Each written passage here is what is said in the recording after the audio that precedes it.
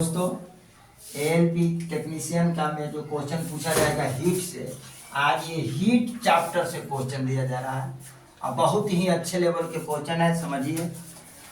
और हीट में स्थितिज और गतिज ऊर्जा और ऊष्मा ऊर्जा पर आधारित क्वेश्चन है। और ये क्वेश्चन आपको देखने को मिलेगा। जब ये क्वेश्चन आपके पेपर में अगर दे दिए जाएंगे तो मुश्किल से बनेगा, बात छूटना निश्चित। इसलिए चलिए हम आपको एक टाइप के दो क्वेश्चन दे रहे हैं। इस टाइप का आइए टाइप आपको समझ में आ जाएगा, अच्छे तरीका से आ जाएगा।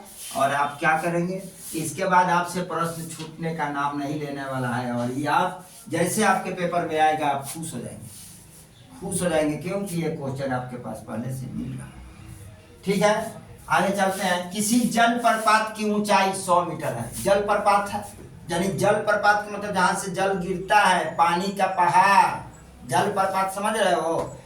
जल प्रपात के ऊपरी भाग तथा नीचे जमीन पर, जल प्रपात के ऊपरी भाग तथा नीचे जमीन पर स्थित पानी का ताप में अंतर बताना है। स्थित पानी के ताप में क्या बताना है, अंतर बताना है कि वहां पर पानी का ताप क्या था और जब जमीन पर गिरा पानी उसके वक्त उस समय पानी का ताप क्या अंतर हुआ। तो चलिए करेगा, किसी जल प्रपात की ऊंचाई मान लेते हैं कितना है, 100 मीटर है। यानी h बराबर हमने मान लिया 100 मीटर। ये क्या है, जल पर। अब इतना कहानी लिखेंगे तो दिक्कत होगा। आज जल का द्रव्यमान ले लेते हैं। मान लिया कि जल का द्रव्यमान क्या है, जल का द्रव्यमान ले लेते हैं हम m। आइए ऊंचाई, जल का ऊंचाई जहां से जल गिरने वाला है, जल की ऊंचाई बराबर ले लेते हैं h ऊपरी भाग का, तथा नीचे जमीन पर स्थित पानी का ताप में अंतर बताना है। तो हम पहले पानी यहाँ पर था, सपोज करो कि पहाड़ है, ये पहाड़ से पानी ऐसे गिर रहा है, पानी ऐसे गिर रहा है, सपोज कर लो ये पानी गिर रहा है। आइए जमीन पर आ गया पानी, ये पानी कहाँ पर आ रहा है, ये जमीन मान लेते हैं, सपोज ये जमीन मान, बात समझ में आ रहा है। ये क्या है, इसकी पहाड़ है और पहाड़ के नीचे से पानी गिर रहा है, तो ये जमीन पर टकराएगा तो ताप उत्पन्न होगी और यहाँ पर भी ताप उत्पन्न होगा। तो यहाँ स्थित है, तो यहाँ पर जब पानी नहीं गिरा था तब तक क्या हुआ, स्थितिज ऊर्जा हुआ। तो स्थितिज ऊर्जा बराबर पानी का स्थितिज ऊर्जा बराबर क्या होगा, mgh। जहाँ g का मान कितना दिया हुआ है, गिवन में g का मान दिया हुआ है 10 मीटर पर सेकेंड स्क्वायर। तो आप क्या करेंगे, mgh की वैल्यू निकालेंगे और जमीन के सतह पर गिर जाएगा तो ऊष्मा ऊर्जा निकाल देंगे। तो m × 10 × 100। अब हम लिखेंगे का 100 कि पानी की सतह पर, पानी के ऊपरी भाग जमीन पर आने में परिवर्तन ऊर्जा यहाँ लिखेंगे पानी की गिरने पर प्राप्त ऊर्जा में परिवर्तन बराबर ऊष्मा ऊर्जा में परिवर्तन, ऊर्जा में परिवर्तन। ये बात को हम ध्यान देंगे, परिवर्तन। तो ऊष्मा ऊर्जा बराबर क्या होगा, पानी के ताप में गिरने पर परिवर्तन कितना हो गया, m × 10 × 100 बराबर ऊष्मा ऊर्जा mc ΔT। अब यहाँ पर हम जाएंगे, यहाँ लेके जाएंगे तो m × 100 × 1000 बराबर m को m छोड़ देंगे, c यानी विशिष्ट ऊष्मा आपको दिया गया है 4200 × ΔT। आज ΔT ताप में परिवर्तन है, वही पूछ रहा है कि ऊपर और नीचे गिरने पर ताप में अंतर मतलब ΔT और ताप में परिवर्तन मेरे दोस्त यहाँ मान लेंगे ΔT है। सपोज ताप में परिवर्तन बराबर क्या हो जाएगा, ΔT हो जाएगा। तब आप क्या करेंगे, m से m को काट देंगे मेरे दोस्त, 1 0 2 0 से 1 0 2 0 काट देंगे। ठीक है, बचेगा का 10/42 = ΔT।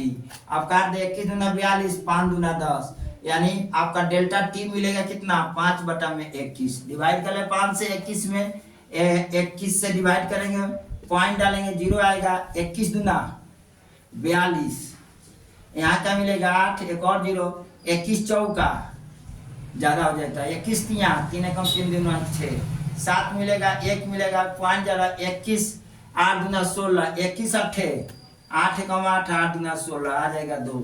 यानी पॉइंट के 3 स्थान तक निकाल दिया। डेल्टा टी में परिवर्तन कितना डिग्री होगा? 0.238 डिग्री सेल्सियस। यही आपका मेरे दोस्त आंसर होगा। कहीं दिक्कत नहीं होगी आपको इस सवाल को हल करने में। आगे देखते हैं, यही टाइप का आपको 2 क्वेश्चन मिल जा रहा है, अगर आपके पेपर में देखने को मिलेगा। एकदम सिंपल है। एक बार क्या निकालेंगे? स्थितिज ऊर्जा, और दूसरा बार क्या निकालेंगे हम? आपका ये उष्मा ऊर्जा। स्थितिज ऊर्जा, उष्मा ऊर्जा में क्या हो जाएगा? परिवर्तन हो जाएगा। देखिए, एक जल प्राप्त में 50 मीटर, जल प्राप्त में 50 मीटर की ऊंचाई से गिरते हुए जल का ताप कितना डिग्री है?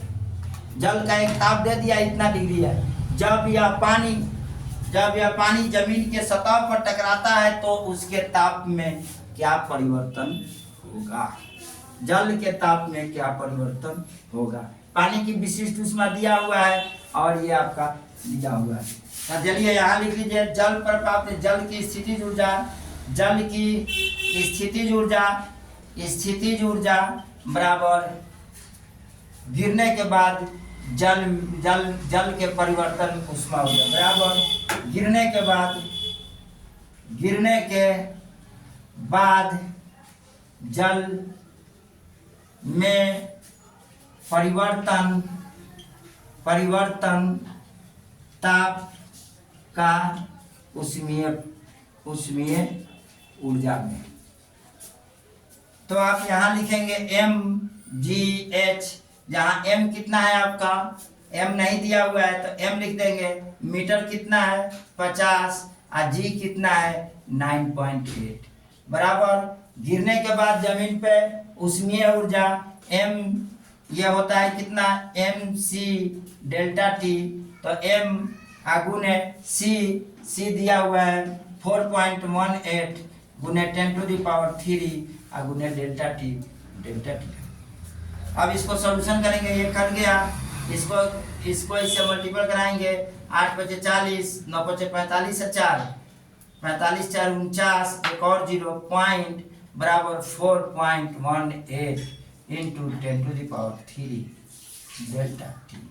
डेल्टा टी बराबर मेरे दोस्त हो जाएगा 490 बटा में 4.18 गुने 10⁻³। अब क्या करेंगे? पॉइंट है तो 2 और 0 लगा देंगे, पॉइंट हटा देंगे तो मुझे मिलेगा कितना? इधर देख लेते हैं, इधर मिल जाएगा आपको 49 गुने 10⁻³ बटा में 418 गुने 10⁻³।